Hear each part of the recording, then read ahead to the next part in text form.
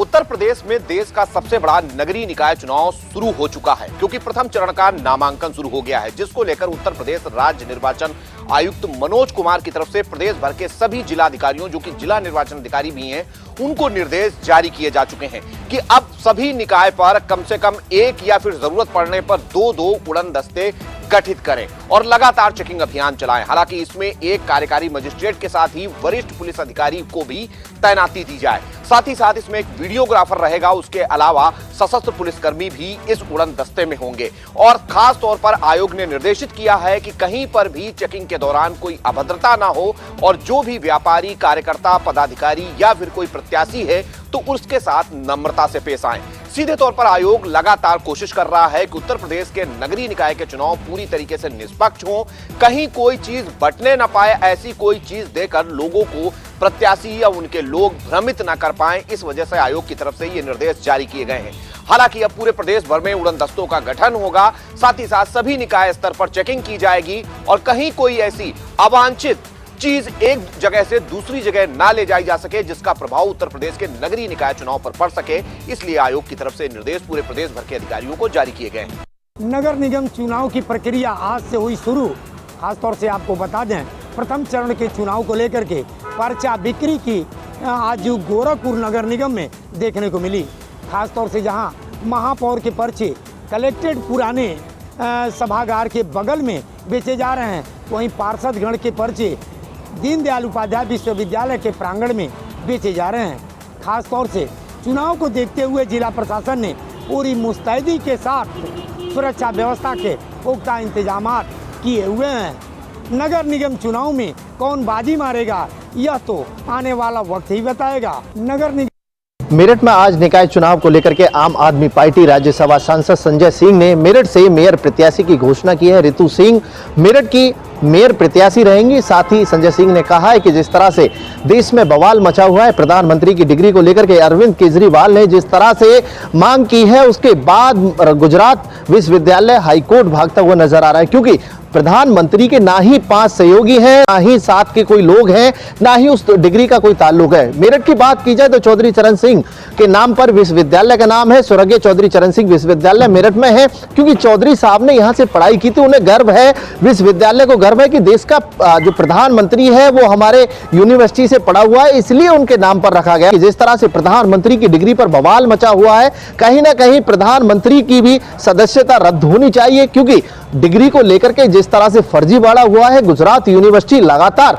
सवालों के घेरे से बसती हुई नजर आ रही है। हाईकोर्ट की शरण में गुजरात यूनिवर्सिटी जा रही है। उसी के बीच संजय सिंह ने कहा कि जिस तरह से उत्तर प्रदेश के अंदर कानून का राज भाजपा में कहा जाता है, वहीं आईपीएस की वीडियो वायरल होती है, वसूली करते हुए आईपीएसओं की लगातार वीडियो सामने आती है, थानों में वसूली बढ़ गई है। उसी के साथ साथ उत्तर प्रदेश के अंदर कहां कानून का राज दिखता है। संजय सिंह ने साफ तौर पर कहा है कि अब की बार आम आदमी पार्टी हर जिले में मेयर प्रत्याशी उतारेगी। भारी संख्या में हर जितने भी वार्ड हैं सभी पर जो पार्षद हैं उनके टिकट दिए जाएंगे। साथ ही अब की बार आने वाले चुनाव में, होने वाले 2024 चुनाव तक आम आदमी पार्टी इसी तरह से उत्तर प्रदेश के अंदर भारी बहुमत के साथ जीत हासिल करेगी। मेरे नगर निकाय चुनाव को लेकर यूपी में बिगुल बच चुका है, तो वहीं तमाम राजनीतिक पार्टियां अपनी अपनी तैयारी में जुट चुकी है।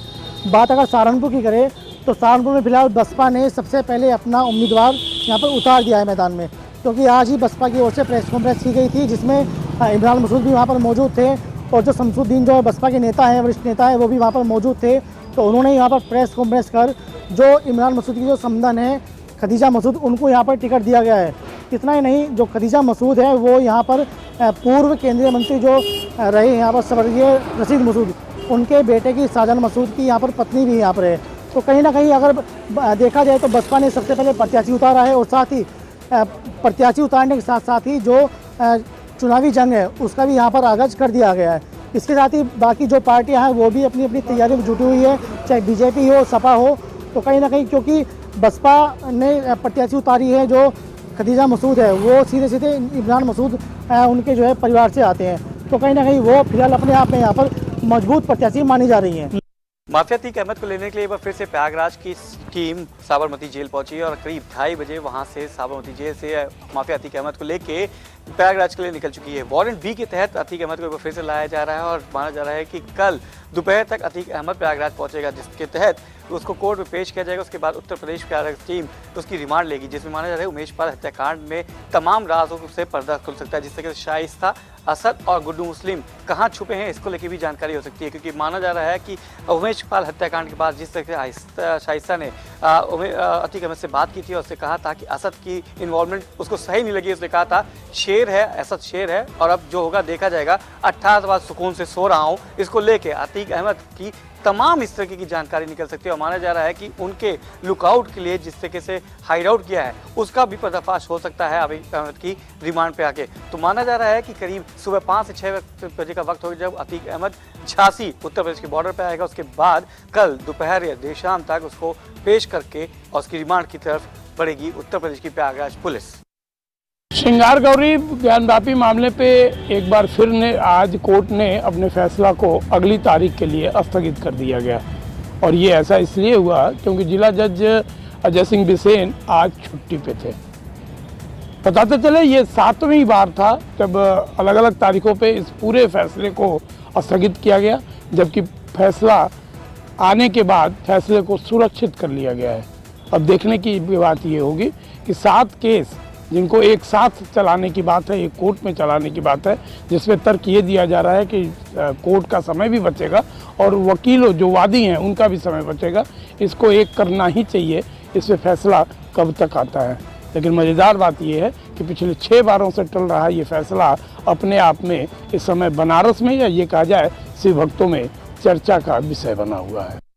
सालाना 60 करोड़ से ऊपर का बजट पाने वाली कंपनी इको ग्रीन पर फिर से मेहरबानी नगर निगम दिखाता हुआ नजर आ रहा है। यानी कि अधिकारी एक बार फिर उसको बचाते हुए नजर आ रहे हैं कि जिस तरीके से उस कंपनी को ब्लैकलिस्ट किया गया था, यानी कि उस पर मुकदमा पंजीकृत करने की बात कही जा रही थी, लेकिन फिर भी उस कंपनी को अभी तक बचाया जा रहा है। यानी कि अब तो आचार संहिता लग चुकी है, उसके एवज में बचाया जा रहा है, वो बात कहते हुए नजर आ रहे हैं अधिकारी। यानी कि इस कंपनी के बारे में साफ तौर पर अधिकारी कुछ बोलने को फिलहाल तैयार नहीं है, लेकिन साफ तौर पर जिस तरीके से कंपनी के ने पूरे ही लखनऊ शहर को कूड़ा बना के रखा है, यानी कि कूड़ा उठाने वाली कंपनी ही अब कूड़ा बना दिया है लखनऊ को। तो ऐसे में उस कंपनी पे लगातार उसकी शिकायतें आ रही थी, उस शिकायतें के बाद भी उस पर कार्रवाई नहीं की जा रही थी। यानी कि अब अधिकारी उसको बचाने के लिए फिर से एक बार आचार संहिता का हवाला दे दिया है। यानी कि क्या अब चुनाव खत्म होने के बाद, आचार संहिता खत्म होने के बाद क्या उस कंपनी को फिर से अधिकारी हटा पाएंगे या ऐसे ही कंपनी को फिर से बचाते रहेंगे जैसे कि 3 साल पहले उसी कंपनी को बचाया गया था।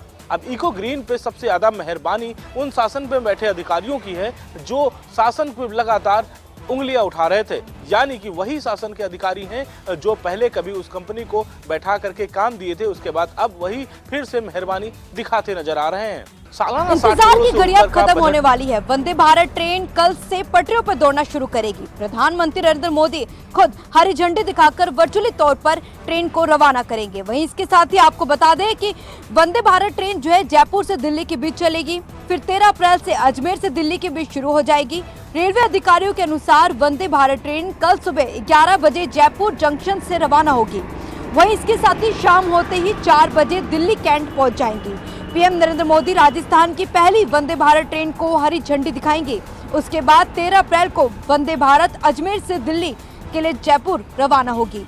वहीं इसके साथ ही आपको बता दें कि वंदे भारत ट्रेन ऐसा देखा जा रहा है कि कहीं ना कहीं ये आम जनता को एक राहत देने का काम करेगी, जहां ये दूरियों को कम करेगी। वहीं इसके साथ ही रोजगार की भी कई अपर संभावनाएं पैदा हो सकते हैं। वहीं इसके साथ ही ये भी देखा जा रहा है कि लोकसभा चुनाव जो 2024 में होने वाले हैं, उसके चलते ये प्रधानमंत्री नरेंद्र मोदी द्वारा राजस्थान को एक बड़ी सौगात होगी। राजस्थान के साथ साथ दिल्ली में रहने वाले जो लोग हैं, जिनका आना जाना भी राजस्थान की ओर रहता है, उनको भी एक बड़ी राहत मिली। भारत के खिलाफ चलाए जा रहे प्रोपोगेंडा को लेकर भारत सरकार की तरफ से कड़ा जवाब दिया गया है।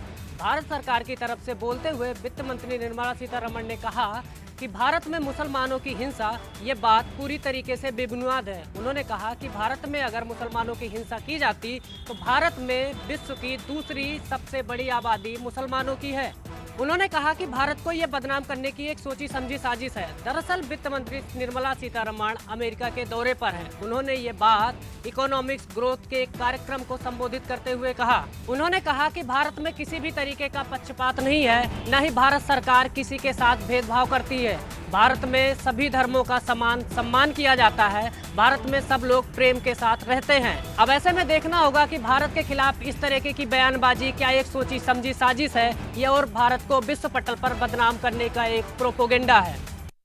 एक बार फिर से बढ़ते हुए कोरोना केसेस ने भारत की चिंताएं बढ़ा दी है। भारत सरकार लगातार बैठकें कर रही है और इससे निपटने के लिए कई सुझाव भी दिए जा रहे हैं। पिछले 24 घंटे की बात करें तो पूरे देश में करीब 5676 कोरोना के नए केस निकलकर सामने आए हैं।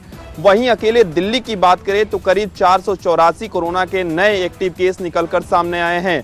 लगातार मॉकड्रिल भी किया जा रहा है। कल भी दिल्ली के आरएमएल अस्पताल में केंद्रीय स्वास्थ्य मंत्री मनसुख मंडाविया पहुंचे थे और वहां पे उन्होंने कोरोना वार्ड का जायजा लिया था कि अभी आरएमएल अस्पताल में कोरोना वार्ड की क्या कुछ स्थिति है, बेड की कितनी संख्या है, इसके अलावा ऑक्सीजन की कितनी संख्या है। क्योंकि भारत सरकार चाहती है कि किसी भी तरीके से अगर कोरोना के केसों में इजाफा होता है तो इसे रोकने के लिए भारत सरकार पहले से तैयार रहे।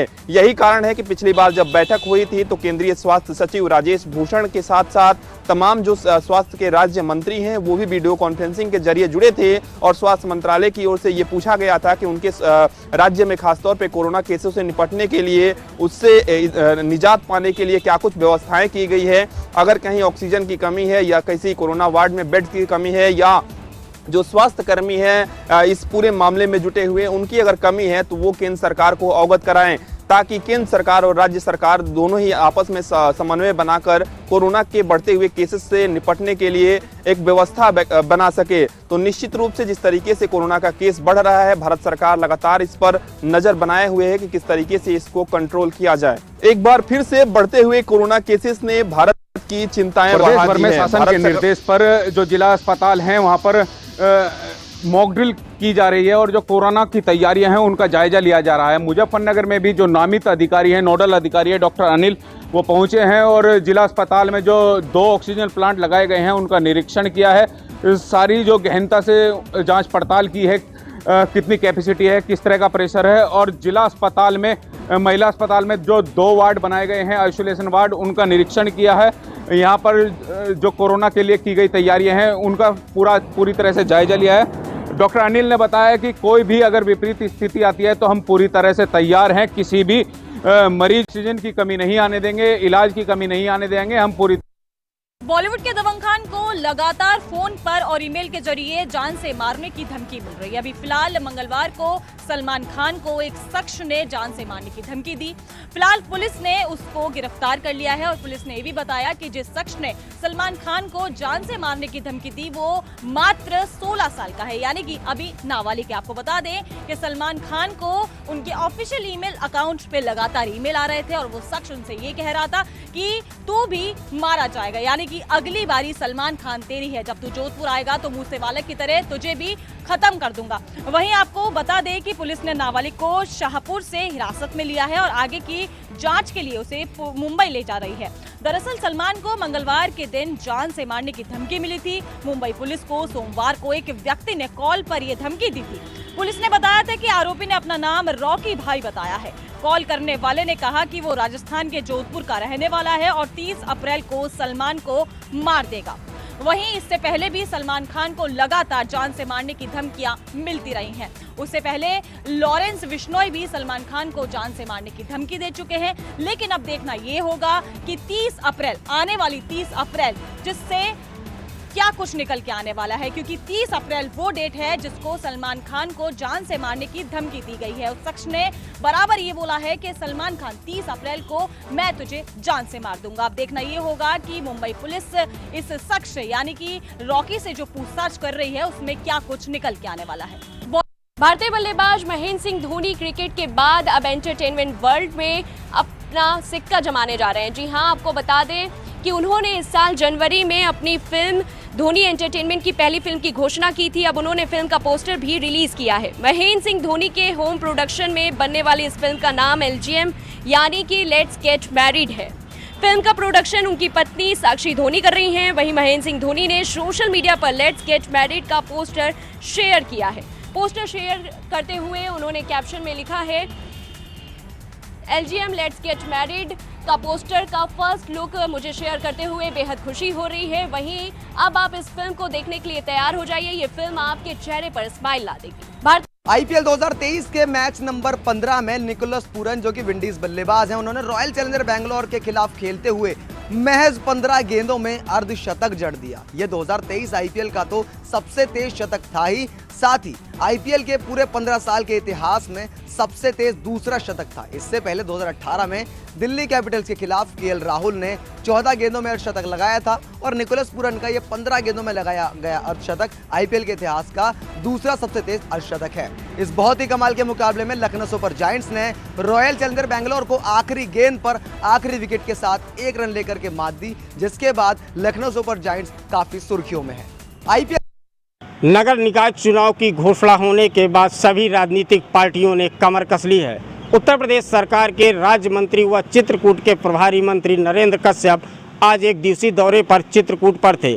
पिछड़ा वर्ग के कार्यकर्ताओं ने दिव्यांग विश्वविद्यालय में महात्मा ज्योतिबा फूले की जयंती पर एक गोष्ठी के कार्यक्रम का रखा था, जहां पर प्रभारी मंत्री नरेंद्र कश्यप ने महात्मा ज्योतिबा फूले की जयंती के कार्यक्रम में शिरकत की है। इस दौरान उन्होंने नगर निकाय चुनाव को लेकर के BSP, सपा, कांग्रेस और RLD पर जमकर के हमला बोला है। प्रभारी मंत्री नरेंद्र कश्यप ने कहा है, जब जब चुनाव आते हैं तो ये BSP, सपा, कांग्रेस दलित पिछड़ों का वोट लेती है और इनकी कथनी और करनी में बहुत बड़ा फर्क है। इसलिए आप सभी लोग भारतीय जनता पार्टी को वोट दें और चित्रकूट में क्लीन स्वीप करें।